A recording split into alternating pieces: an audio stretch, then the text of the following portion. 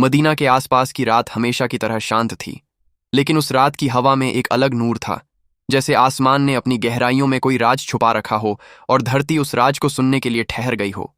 आसमान पर सितारे ऐसे चमक रहे थे जैसे कोई अदृश्य महफिल सजी हो। और उसी रात अल्लाह के हबीब मोहम्मद अकेले निकले, जैसे हमेशा निकलते थे, अपने रब से अपने दिल की बातें कहने, उसकी रहमत को महसूस करने, उसकी किताब की आयतों में खुद को खो देने के लिए। और जब आप नखला की घाटी की ओर बढ़े तो रेत की सरसराहट भी आपकी तन्हाई को सलाम कर रही थी। हवा आपके कदमों पर नरम चल रही थी और रात की खामोशी आपको अपना मेहमान बना रही थी।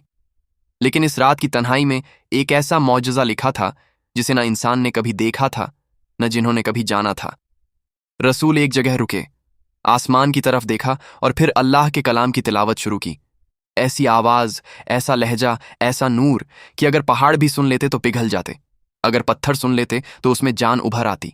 यह तिलावत सिर्फ शब्द नहीं थी, बल्कि एक ऐसी रोशनी थी जो रात की काली चादर को चीरकर आकाश की ऊंचाइयों तक जा रही थी। दुनिया को क्या मालूम था कि उस रात इसी तिलावत को सुनने के लिए दूर दराज एक कबीले से कुछ जिन्न भी चल पड़े थे। उनका सफर किसी इत्तेफाक से नहीं हुआ था, बल्कि अल्लाह ने ही उन्हें खींचकर उस घाटी की ओर भेजा था ताकि वे पहली बार इस नूर की आवाज सुन सकें।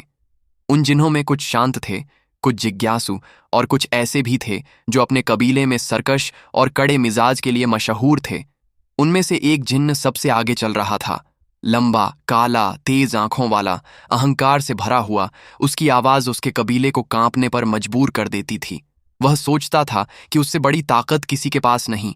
वह अपने चाहने वालों के बीच खुद को बादशाह जैसा समझता था, लेकिन वह नहीं जानता था कि आज वो एक ऐसे नबी की आवाज सुनने वाला है जिसके एक शब्द से उसके अंदर की सख्ती टूट जाएगी।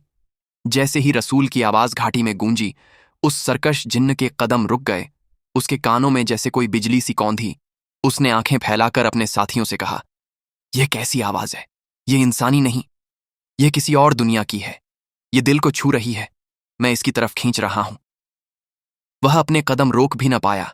उसकी पूरी सेना की तरह दिखने वाली टोली उसके साथ बहती चली गई, जैसे आसमान का कोई नूर उन्हें धीरे धीरे अपने पास खींच रहा हो। वे करीब आते गए और झाड़ियों के पीछे छिपकर बैठ गए। रसूल तिलावत कर रहे थे। हर आयत रात की काली चादर में नूर का तीर बनकर फैल रही थी। हर शब्द किसी टूटी हुई रूह को दवा की तरह छू रहा था। सरकश जिन्न ने जब पहली पूरी आयत सुनी तो उसका दिल पहली बार तेज धड़कने लगा। उसे लगा जैसे कोई सच्चाई उसके सीने को काटकर सीधे दिल में उतर रही है। वह घबराया। उसने अपने हाथ को सीने पर रखा और बुदबुदाया, ये क्या है? मुझे क्या हो रहा है? ये कैसा असर है? लेकिन वह अपनी आवाज को दबा गया ताकि कोई सुन न ले। मगर तिलावत का असर बढ़ता गया। उसके साथ बैठे जिन्न सहमे हुए थे। वे एक दूसरे की तरफ देखते रहे, पर कोई हिम्मत नहीं करता था कि इस नूर से दूर हट जाए, क्योंकि यह आवाज सिर्फ आवाज नहीं थी, ये दिल